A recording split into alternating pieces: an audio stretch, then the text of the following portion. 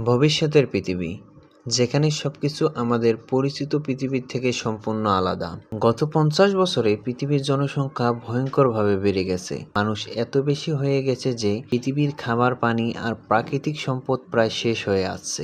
এই সমস্যার সমাধান করতে বিজ্ঞানীরা জিন পরিবর্তন করে এমন খাবার তৈরি করে যা দ্রুত উৎপাদন হয়। কিন্তু প্রকৃতির সাথে এই হস্তক্ষেপ ভয়ঙ্কর বিপদ ডেকে আনে। মানুষের মধ্যে একাধিক সন্তানের জন্ম বাড়তে থাকে। যমজ 3টি এমনকি 7টি সন্তান একসাথে জন্ম নেওয়া শুরু হয়। এই পরিস্থিতিতে সামনে আসে এক ক্ষমতাশালী নেতা, ডক্টর নিকোটেল ক্যামেন। সে একটি কঠোর আইন চালু করে, ওয়ান চাইল্ড পলিসি।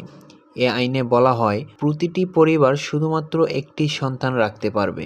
যদি কেউ এই নিয়ম ভাঙে তাহলে অতিরিক্ত সন্তানদের সরকার নিয়ে যাবে ভবিষ্যতের জন্য সংরক্ষণ করার নামে। কিন্তু সত্যটা কেউ জানে না। এই সময় টেরেন্স চেটম্যান নামে একজন মানুষ তার জীবনের সবচেয়ে বড় ধাক্কা খায়। তার মেয়ে একসাথে 7টি যমজ কন্যা সন্তান জন্ম দিয়ে মারা যায়। সে জানে সরকার যদি এই খবর পায় তাহলে তার সব নাতিদের নিয়ে যাবে। তাই সে একটা অসম্ভব সিদ্ধান্ত নেয়। সে 7 জন মেয়েকে লুকিয়ে বড় করবে। সে তাদের নাম রাখে সপ্তাহের 7 দিনের নামে: Monday, Tuesday, Wednesday, Thursday, Friday, Saturday, Sunday. তাদের বাঁচিয়ে রাখার জন্য টেরেন্স একটা কঠোর নিয়ম বানায়। তারা সবাই বাইরে একটাই পরিচয়ে থাকবে, ক্যারেন্স চেটম্যান। সপ্তাহের প্রতিদিন একজন করে বাইরে যাবে।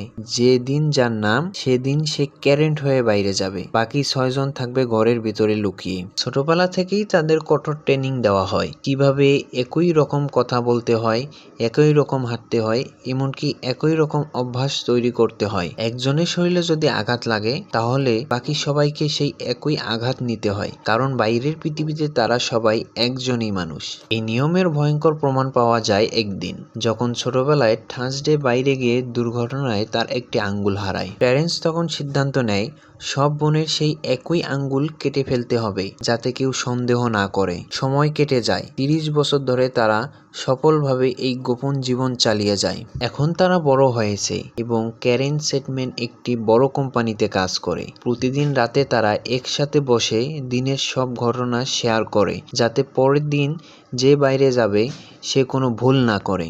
সবকিছুই ঠিকঠাক চলছিল, কিন্তু একদিন মানডে অফিস যায় আর বাড়ি ফিরে আসে না। প্রথমে সবাই ভাবে হয়তো কোনো সমস্যা হয়েছে, কিন্তু সময় যত যায় ভয় তত বাড়তে থাকে। পরের দিন টুয়েসডে বাইরে যায়, কিন্তু সেও ধরা পড়ে যায়। তাকে নিয়ে যাওয়া হয় চাইল্ড অ্যালোকেশন সেন্টারে, যেখানে সে সরাসরি ডাক্তার নিকোলেট ক্যামেনে মুখোমুখি হয়। সে ভয়ঙ্কর সত্য প্রকাশ পায়। সরকার আসলে কোনো শিশুকে বাঁচিয়ে রাখছে না, তাদের সরাসরি হত্যা করা হচ্ছে। এদিকে বাড়িতে থাকা বোনেরা বিপদের আভাস পায়। হঠাৎ করে সশস্ত্র বাহিনী তাদের অ্যাপার্টমেন্ট আক্রমণ করে। এক এক করে বোনেরা নিজেদের জীবন বাঁচানোর জন্য লড়াই শুরু করে। অনেকে মারা যায়, অনেকে আহত হয়। এখন বেঁচে থাকা বোনেরা বুঝতে পারে এটা শুধু বাঁচার লড়াই না, এটা সত্য প্রকাশ করার লড়াই। ঠিক তখনই আসে সবচেয়ে বড় টুইস্ট। মানডে আসলে মারা যায়নি, সে বেঁচে আছে এবং সে ক্যামেনের সাথে হাত মিলিয়েছে।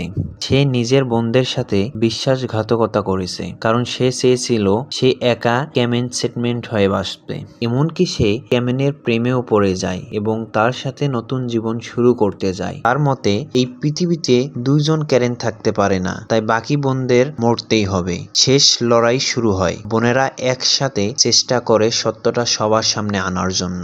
তারা সিস্টেম হ্যাক করে লাইভ সিস্টেম চালু করে দেয়, যাতে পুরো পৃথিবী দেখতে পায় সরকার কি করছে। মানুষ জানতে পারে ভয়ঙ্কর সত্য: শিশুদের বাঁচিয়ে রাখা হচ্ছে না, তাদের হত্যা করা হচ্ছে। এই সত্য প্রকাশ পাওয়ার পর পুরো পৃথিবীতে বিশৃঙ্খলা শুরু হয়। মানুষ রাস্তায় নেমে আসে, সরকার ভেঙে পড়ে। শেষে ডক্টর ক্যামেন ধরা পড়ে, কিন্তু সে বলে, আমি যা করেছি পৃথিবীকে বাঁচানোর জন্য করেছি। শেষ দৃশ্য দেখা যায় বেঁচে থাকা 2 বোন নতুন জীবনের দিকে এগিয়ে যাচ্ছে। ওয়ান চাইল্ড পলিসি শেষ হয়ে গেছে এবং পৃথিবীতে আবার নতুন করে শুরু করার সুযোগ পেয়েছে। এই সিনেমা আমাদের শেখায় মানবতা ছাড়া কোনো সিদ্ধান্ত সত্যিকারের সঠিক হতে পারে না। Thank you for watching.